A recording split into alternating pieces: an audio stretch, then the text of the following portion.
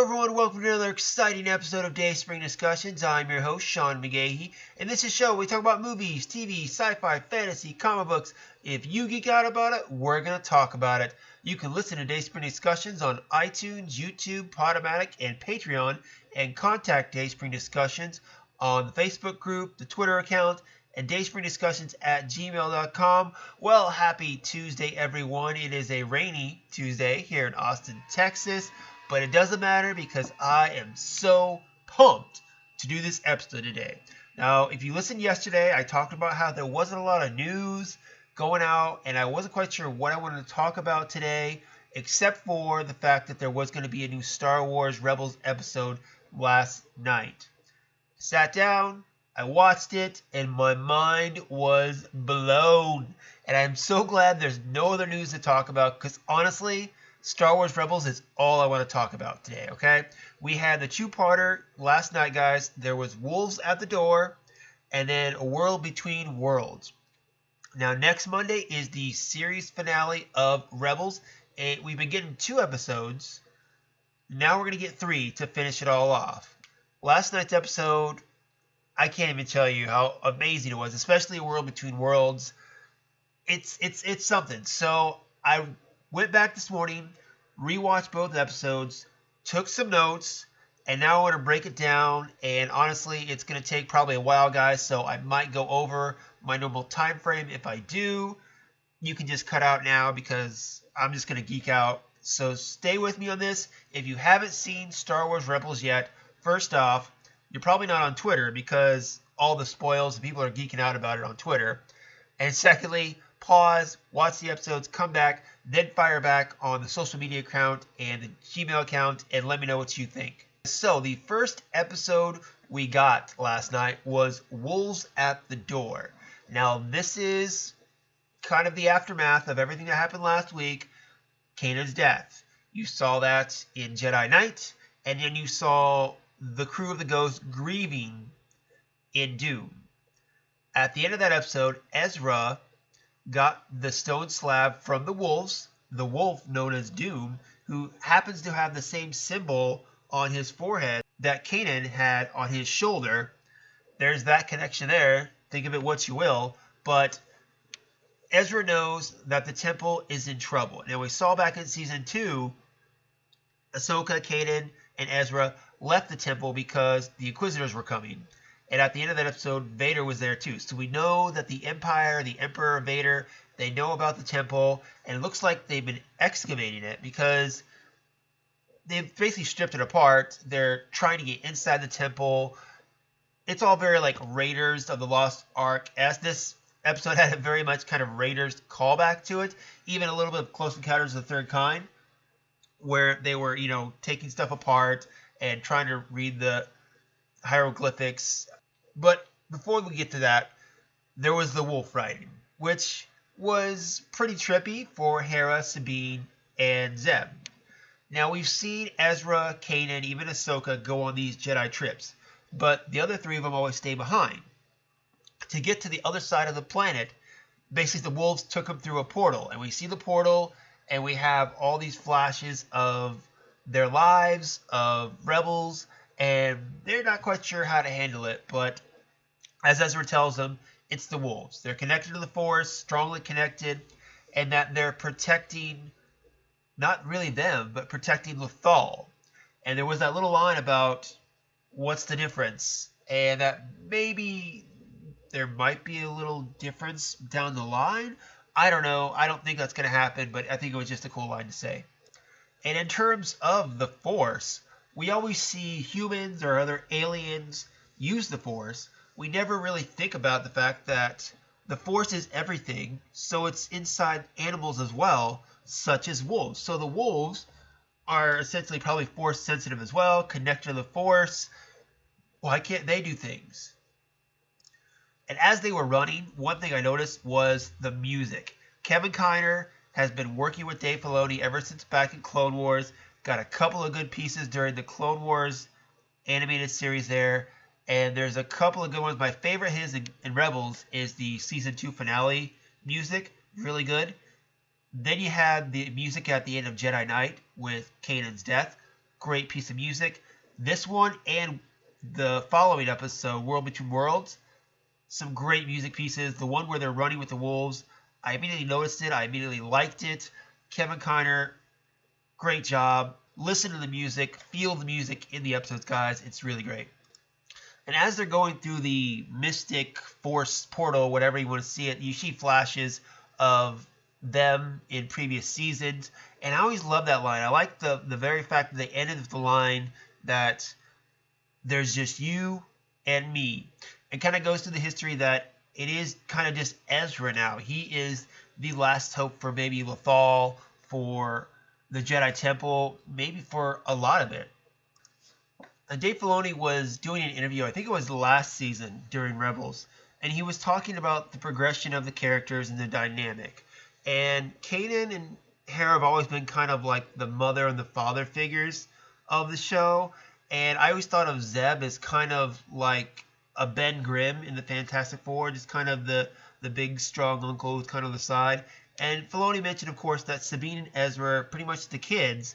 And as they mature, as they grow, it's about Sabine becoming more like Hera and Ezra becoming more like Kanan. And in this episode, I really saw that. In every hero's journey, the mentor must leave. And in Ezra's journey, his mentor was Kanan. Now that Kanan's gone, Ezra has to step up and actually see if he has learned what Kanan has taught him. And I noticed that in this episode right away is that he has become more like Kanan. He is doing Kanan-like things in this episode. And as a progression of the character, I think it's wonderful. Also, in the next episode, I noticed, of course, that when you go to the flashbacks of Season 2, compared to what he was in this season, he's grown up. He's not a kid anymore. And decisions he's making, responsibilities or choices he's making reflect that. And I think it's just great that Filoni is able to do that with the character and flesh him out. It makes me so happy that I've gone on this journey with Ezra and that he's matured so much. The first season, he was a little bitch. I mean, I thought he was a better version of Anakin, but he's become so much more than what Anakin was, at least in the movies. Clone Wars Anakin, great. Movie Anakin, little bitch. So they get to the temple. They realize what the Empire is doing. So Sabine and Ezra go undercover as stormtroopers, of course, and try to figure out what's going on. And going back to what I just said, Ezra does the Jedi mind trick on the Death Trooper to get him by. And there was that scene of Season 2 that I immediately thought of when Kanan did the Jedi mind trick on the Stormtrooper to walk by. And Ezra's like, I wish I could do that. But I was immediately taken back to that part where, again, Ezra's matured. He's become Kanan, essentially. And then we get to the fun part of the episode, which is the Emperor. That's right, Ian McDiarmid reprises his role as the Emperor for this. A little disappointed, of course, because Sam Witwer does such a good job as the Emperor, but Sam Witwer is just awesome in general. But I think it was great that Ian McDiarmid was willing to come back and do the voice, much like how Forrest Whitaker was willing to come back and do the voice for Saw. I think it's great that these actors who have such eclectic careers and do so much still realize their value in the Star Wars universe, whether it be in a movie or even just in a cartoon show like this, that really makes us proud and hopefully makes them proud of the world and the work that they're doing for Star Wars. And I also really like this character that we've got in the episode as well, Varys Hayden.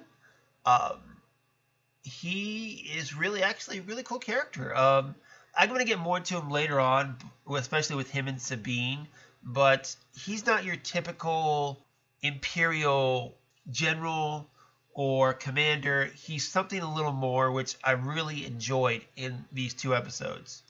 Now, when Sabine and Ezra figure out that the Emperor is involved, they know the Lothal Temple is important.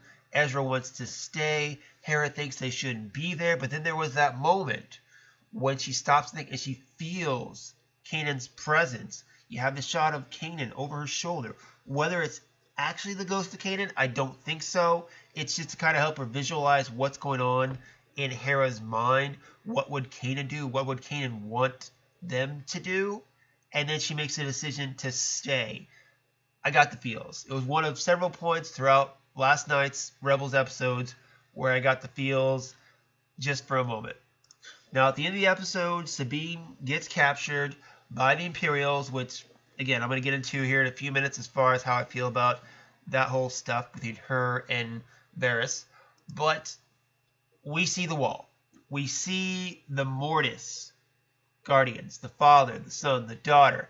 And anyone who knows Clone Wars, or is actually a true Star Wars fan in my eyes, knows who they are, knows what they mean to Star Wars.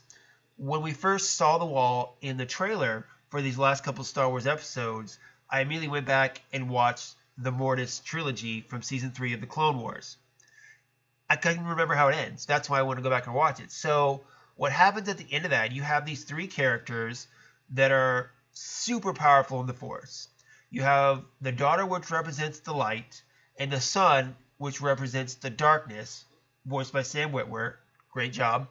And then you have the father, who is the balance between them.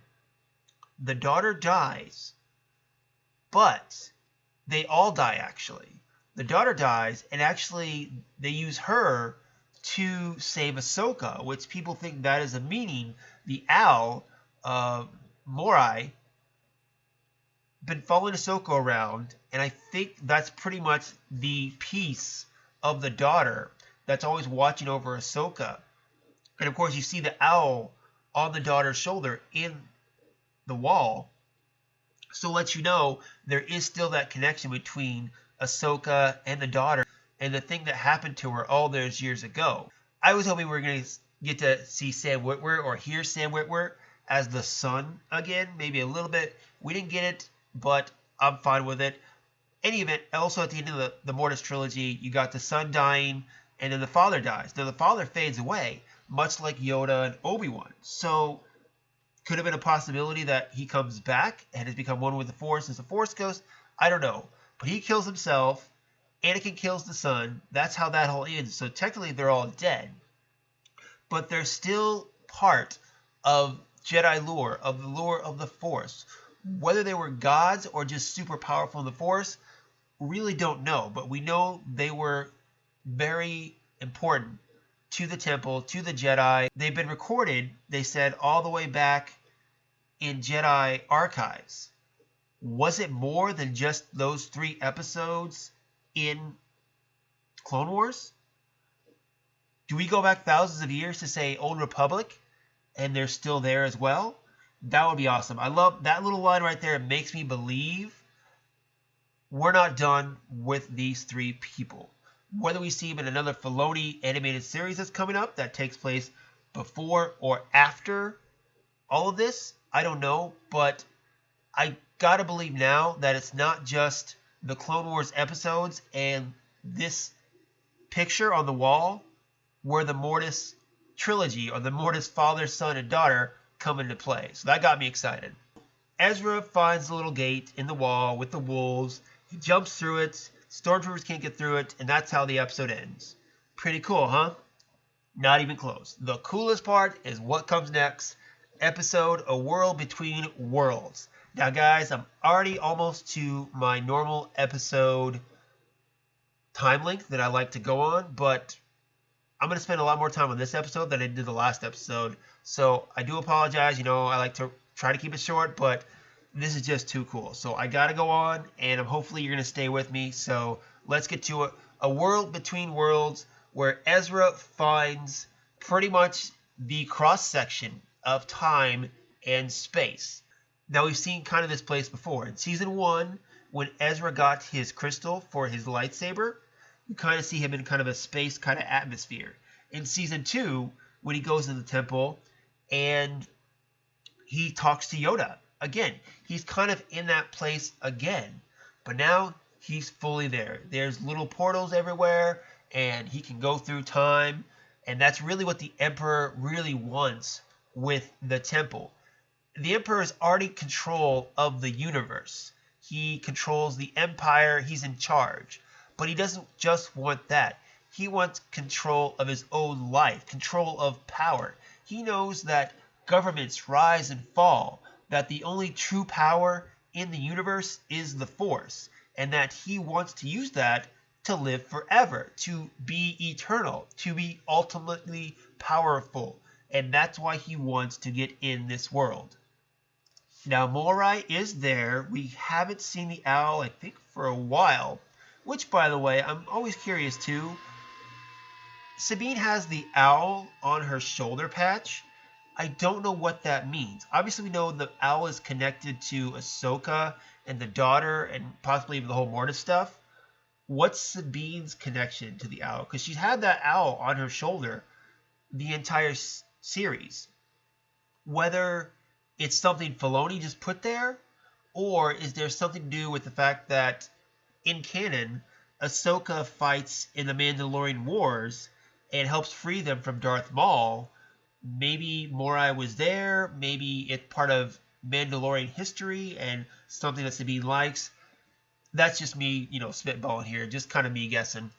But Ezra follows Morai to this portal, this gate.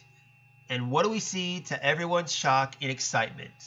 The end of Season 2, when Ahsoka pushes Ezra out of the temple, and the last thing we see is Vader and Ahsoka going at it. We finally find out the fate of Ahsoka Tano. And I was super excited about it. I think my wife, who is a huge Ahsoka fan, was even more excited about it. And we come to find out that what happens before the temple explodes is Ahsoka puts her lightsabers on the ground, and the ground begins to crumble around Vader. But not before Vader's about to get one good swipe in on Ahsoka. Ezra can't stand that. Grabs Ahsoka and pulls her out of time, pulls her out of that moment. Vader falls, the temple explodes. That's why at the end of Season 2, we see Vader crumpling and waddling or hobbling out. He was kind of safe there because, the temple exploded, but that fall kind of protected him a little bit. And also, he probably assumed that Ahsoka was dead because there was no trace of her. Which goes to show you just how little Vader knows about the Force, how any of us know about the Force. This entered a totally new aspect to Star Wars. Time travel. They've done a lot of weird stuff. People were pissed in The Last Jedi about the Force projecting and all the new things that the Rian Johnson added to the Star Wars lore. And that's what I loved about The Last Jedi, is that it expanded the Star Wars lore. There's that line as well with Ahsoka where, I think it's in Rebels, she said, just when you think you understand the Force, you realize how little you know. And that's what it is. We are expanding the idea of the Force in The Last Jedi, in Rebels. You got wolves that can take portals through planets, for God's sake. It's awesome that we are expanding this so much, and Star Wars has been around for 40 years. We're still learning new things about this world, and some people have a problem with that. I do not have a problem with that, because a franchise or something like this needs to grow. You can't just rely on the old. You have to expand to the new. Whether it's good, whether it's bad, it all depends on your perspective. I tend to like it, others might not, and that's their right. Now, a lot of us, when this episode started, we were trying to figure out the voices. There's a website, I posted up on the Facebook group, and I might have posted on the Twitter account too, I'm not sure. But somebody went through and they gave us all the lines that were said, all the voices we heard while Ezra was at the beginning of this here. And it's throughout the entire Star Wars saga. We've got voices from Yoda during Attack of the Clones. We've also got voices from Revenge of the Sith, Empire Strikes Back. You got Obi-Wan from Rebels last season and Obi-Wan in A New Hope. Then you got Qui-Gon's voice from the Clone Wars with Obi-Wan. You also have Kanan with Yoda. It's just a bunch of it. Jen Erso from Rogue One. Rey from The Force Awakens. Maz Kanata from Force Awakens. It's everything. It's great because this is what Filoni does so well. He he takes Star Wars and ties it and connects it, something that a lot of the recent movies have been missing. I'm saying I love The Last Jedi, I like Force Awakens, but this is it. Filoni, how he is not numero uno when it comes to Lucasfilm, I don't know. Star Wars fans have criticized Kathleen Kennedy for this by not connecting the universe enough. Filoni worked under George Lucas during the Clone Wars for 6 years plus. He was literally George Lucas's Padawan. He is now the master of Star Wars. Why can't he do more? Why can't he do a movie? I love him doing TV, and I love what he does with the characters. But I think if you give him a movie, he's going to do awesome. Don't give me this, oh, he doesn't know how to direct a movie. He's never done a live-action movie before. No. In the words of Kevin Feige, a good storyteller is a good storyteller, okay? So that excuse does not work.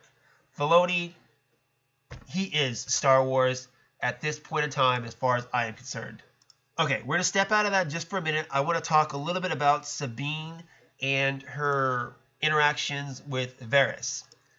This was very interesting. Like I said, Varys was different from other Imperials. Now, on the Star Wars website, it says that he's an advisor to Emperor Palpatine, is not Force sensitive, but is a scholar of Jedi and Sith lore and history.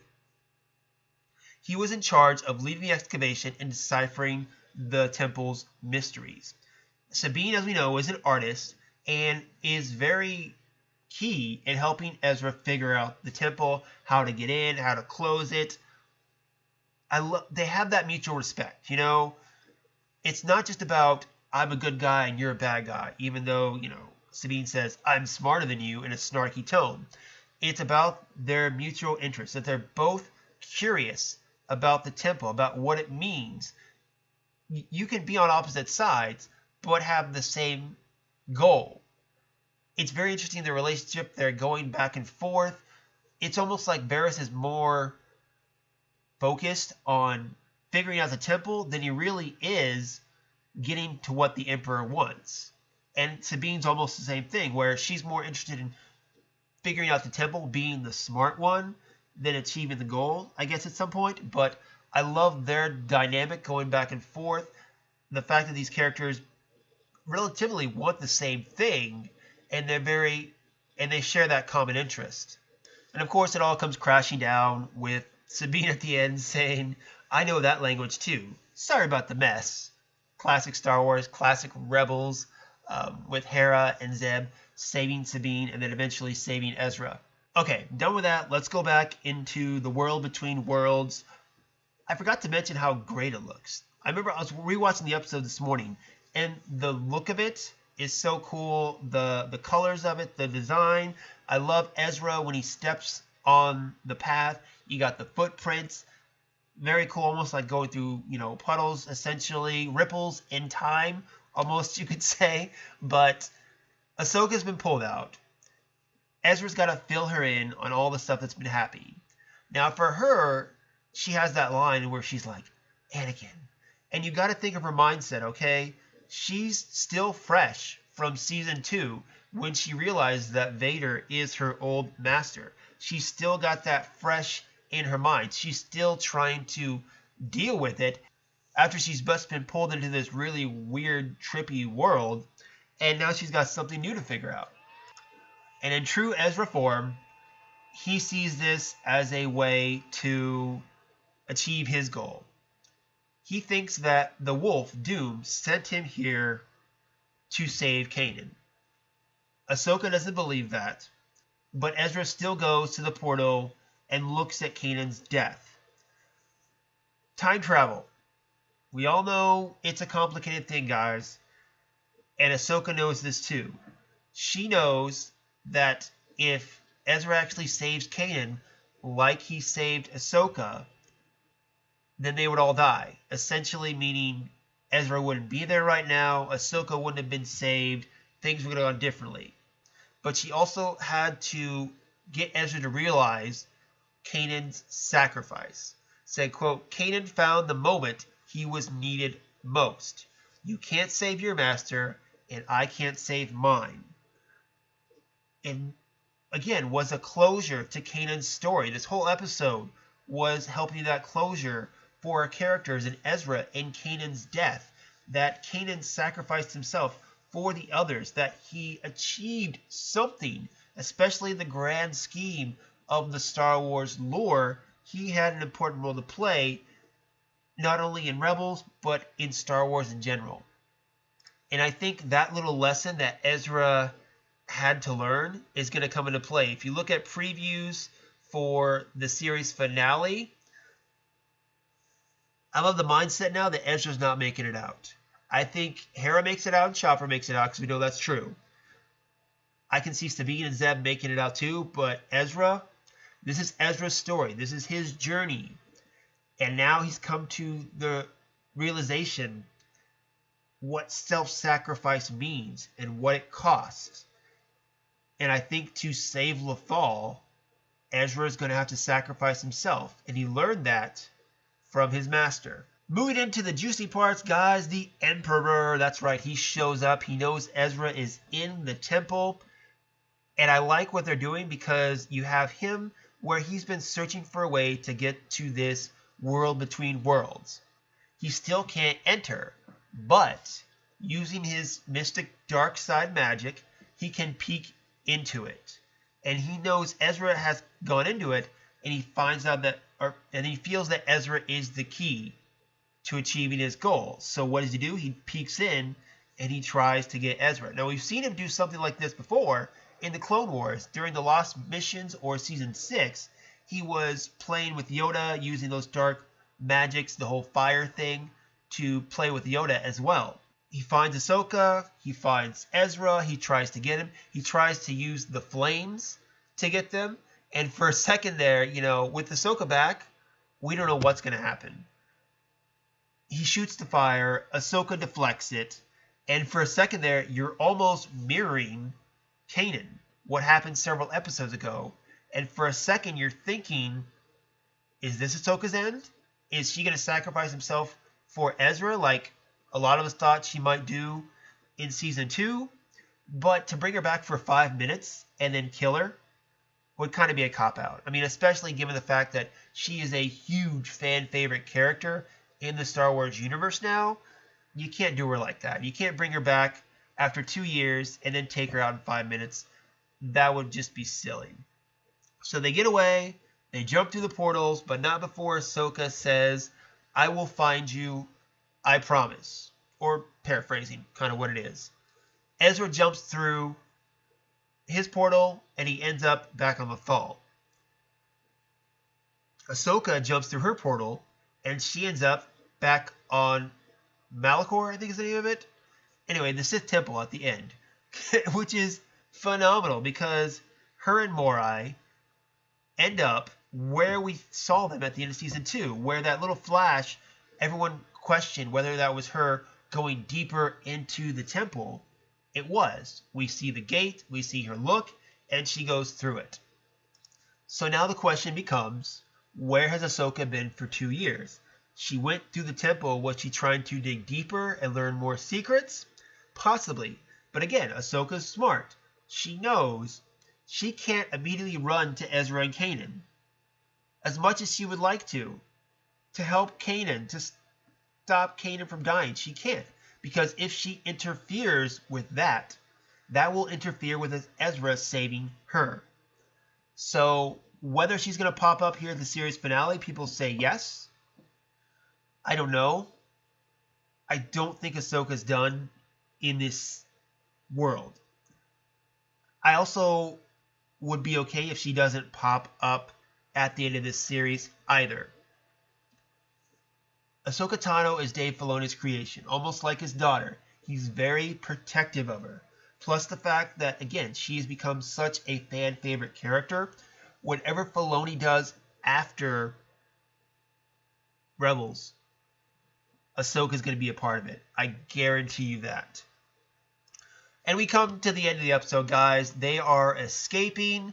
Ezra seals the temple, and Chopper rescues them, which, you know, you had the droid rescue, which to me, I immediately thought of the end of The Last Jedi when BB-8 saves Finn and Rose, which in that moment I thought was a little silly and stupid.